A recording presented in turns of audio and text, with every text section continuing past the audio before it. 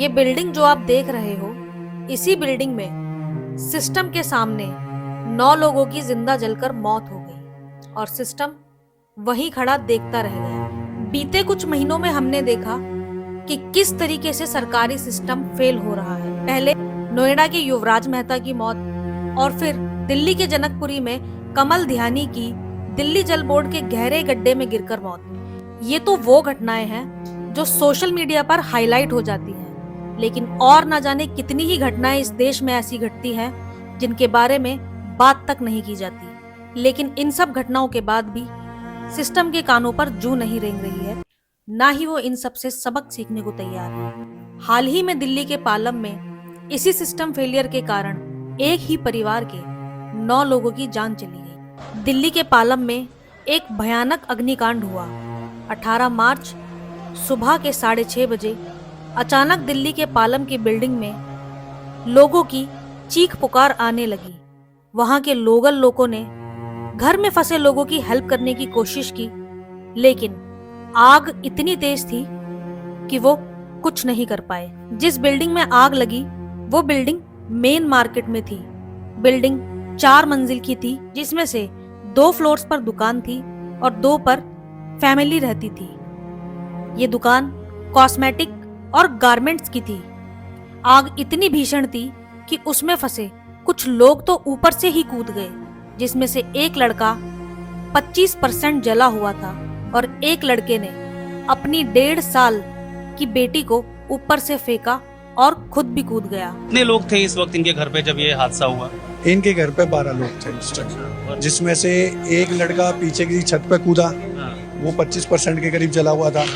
एक ने अपने बेटे का 1.5 साल का ऊपर से फेंक दिया था, उसको हमने कोशिश करी पे तो मगर उसके पाँव में चोट है, बाकी बच गया वो। और फिर वो खुद भी कूद गया तो उसके सर में चोट लगी है, मगर वो भी ठीक है। मगर बाकी 9 मेंबरों को हम नहीं निकाल पाए। तो आप कह रहे हैं कि 12 लोग थे और 9 मेंबरों को आप नहीं निकाल पाए, बाकी 3 जो थे 3 बचे, तो 3 में से 2 लोगों को नीचे फेंक दिया था। 3 जो लोग थे, 2 बड़े थे और एक 1.5 साल का बच्चा था। हाँ, जो लोग कूदे थे, गनीमत है वो लोग बच गए। उन्हें कुछ इंजरीज आई हैं। बाकी के 9 लोगों की जलकर मौत हो गई। मौके पर फायर ब्रिगेड को बुलाया गया। ऊपर से लोग चिल्ला रहे थे, चिल्ला कर अपने जान बचाने की गुहार लगा रहे थे। लोगों की आवाजें आ रही थी, कोई हमें बचा लो, कोई हमें बचा लो। लेकिन हाइड्रोलिक मशीन खुली ही नहीं। हाइड्रोलिक लैडर वो होता है जिसमें कुछ सीढ़ियां बनी होती है और उसको जरूरत के हिसाब से ऊंचाई तक पहुंचाया जा सकता है। फायर ब्रिगेड टीम ने हाइड्रोलिक मशीन के द्वारा ऊपर जाने की कोशिश की, लेकिन अफसोस वो मशीन खुली ही नहीं। इसके बाद दूसरी मशीन मंगाई गई और उसको आने में 45 मिनट का समय लग गया, लेकिन तब तक 9 लोगों की जलकर जान जा चुकी थी।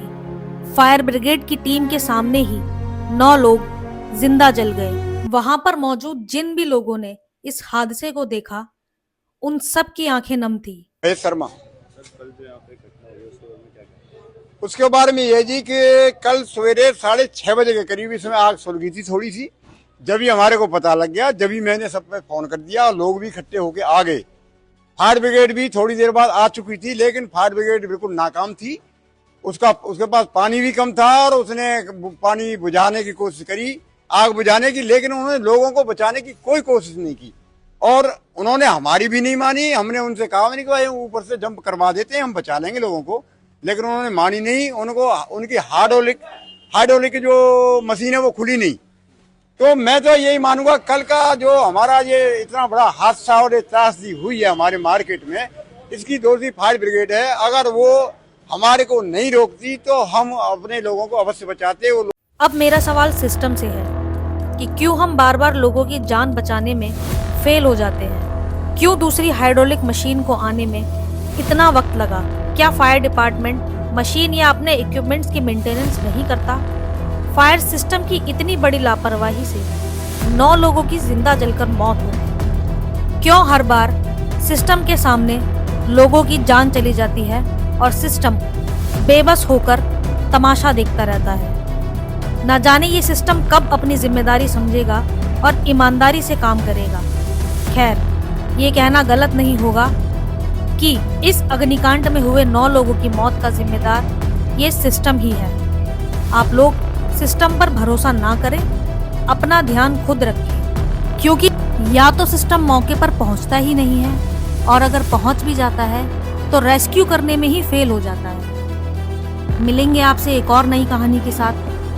तब तक अपना और अपने परिवार का ध्यान रखें और अगर आपको हमारी वीडियोस पसंद आती हैं तो लाइक करें, कमेंट करें और अपने दोस्तों के साथ शेयर भी कर दें। और हाँ, सब्सक्राइब करना ना भूलें। Thanks for watching.